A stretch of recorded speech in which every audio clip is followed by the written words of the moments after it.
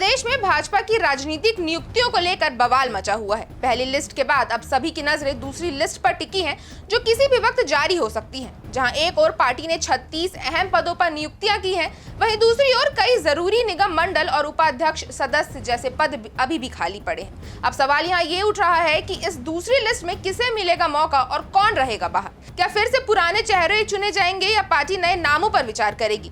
इस लिस्ट के साथ जुड़ी सियासी चर्चाएं दिन ब दिन गर्म होती जा रही हैं और भाजपा के भीतर असंतोष की लहर भी तेज हो गई है। क्या दूसरी लिस्ट भाजपा के अंदर चल रही सियासी सरगर्मियों को शांत कर पाएगी या ये और बड़े विवादों को जन्म देगी? आइए बात करते हैं इस रिपोर्ट में। नमस्कार दोस्तों, आप देख रहे हैं NH24/7 डिजिटल। मेरा नाम है सोनल।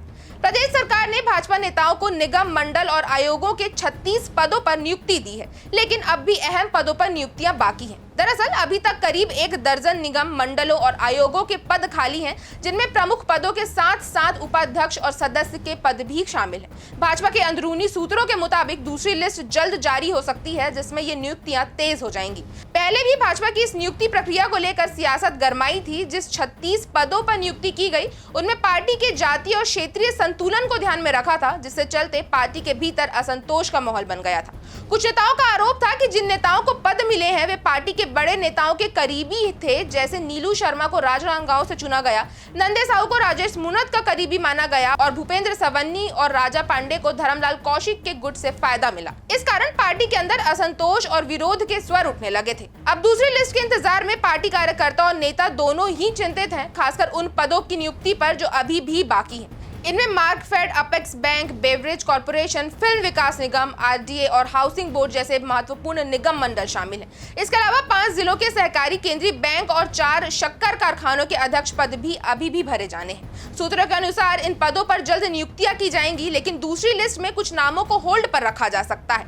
पार्टी के भीतर इस नियुक्ति प्रक्रिया को लेकर विरोध के स्वर पहले भी गूंज चुके थे, खासकर उन नेताओं के बीच जिन्होंने पार्टी के लिए महत्वपूर्ण चुनावी कार्य किए थे।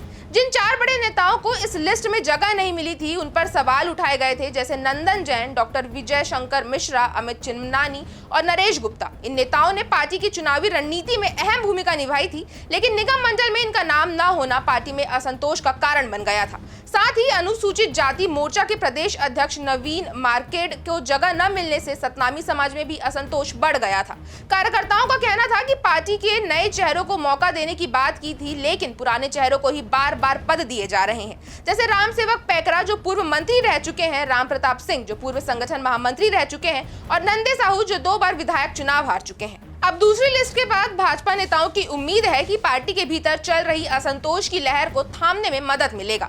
दूसरी लिस्ट में जो नाम है उनके लिए चर्चा जोरों पर है। अब जैसे ही राष्ट्रीय संगठन से मंजूरी मिलती है, दूसरी लिस्ट जारी कर दी जाएगी और इसके बाद भाजपा के आंतरिक समीकरणों को और मजबूती मिलने की संभावना है। अब सभी की नजरें इस दूसरी लिस्ट पर है, जो न केवल भाजपा के नेताओं के लिए एक मील का पत्थर साबित हो सकती है, बल्कि पार्टी के अंदर की सियासत को भी नई दिशा दे सकती है। आपकी इस खबर पर क्या राय है, हमें कमेंट करके जरूर बताएं। अगर आपको वीडियो अच्छी लगी हो तो इसे लाइक करें और चैनल को सब्सक्राइब करना ना भूलें।